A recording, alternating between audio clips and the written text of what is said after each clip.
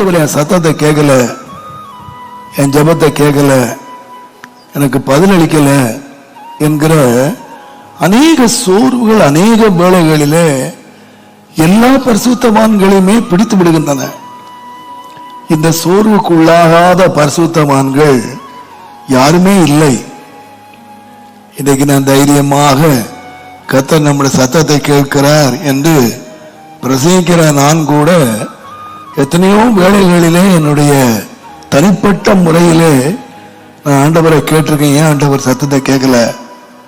நான் இவ்வளவு கதறேன், இவ்வளவு புலம்புறேன், என்னை சத்தத்தை கேட்கலையேன்னு எத்தனையோ முறை நான் ஆண்டவர்கிட்ட கேட்டிருக்கேன். இந்த பாதைகள் எல்லாம் எல்லா பரிசுத்தவான்களும் கடந்து போயிருக்கிறார்கள். ஆனா நாம ஒருவேளை ஆண்டவர் கேட்கல நினைக்கலாம்.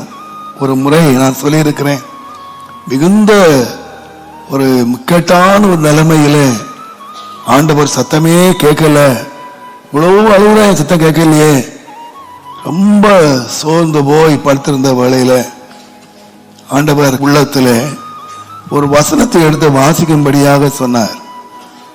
மத்தேயு எழுதின சுவிசேஷம் 12ஆம் அதிகாரம் 36வது வசனம் நினைக்கிறாரு. நீங்க வாசித்தீங்கன்னா, மனுஷர் பேசும் வீணான வார்த்தைகள் அவைகளை குறித்து அப்போ ஆண்டவர் எந்த வார்த்தையை கணக்கில் வச்சிருக்கிறார்னு சொன்னா, மனுஷர்கள், விசுவாசிகள் இல்ல, தேவனுடைய பிள்ளைகள் இல்ல, மனுஷர்கள் பேசுறாங்க.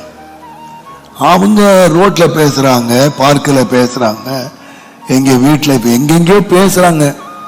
அது நல்ல வார்த்தைகள் இல்ல, வீணான வார்த்தைகள், தேவையற்ற வார்த்தைகள். ஆண்டவர் சொன்னார், ஏப்பா தேவையற்ற வார்த்தைகள் கூட, வீணான வார்த்தைகள், அதை கூட நான் கேட்டு அதை கணக்கில் வச்சிருக்கேன் அப்படின்னா, நீ என் சமூகத்தில் என் பாதத்தில் விழுந்து வடித்த கண்ணீரோடு சொன்ன சத்தங்களை நான் கேட்கலன்னு நீ எப்படி சொல்ற? வீணான வார்த்தைகளுக்கே நான் கேட்டு அதெல்லாம் பத்திரப்படுத்தி வச்சிருக்கேன் நியாயத்தீர்ப்பு நாளில. இதெல்லாம் வேஸ்ட், இதெல்லாம் கேட்க வேண்டாத வார்த்தைகள், அதை கூட நான் கேட்டு கணக்கில் வச்சிருக்கேன். நீ எனக்கு முன்னால அழுது நீ என் சமூகத்தில் சொன்ன வார்த்தைய நான் கேட்கலன்னு நீ எப்படி நினைக்கிற?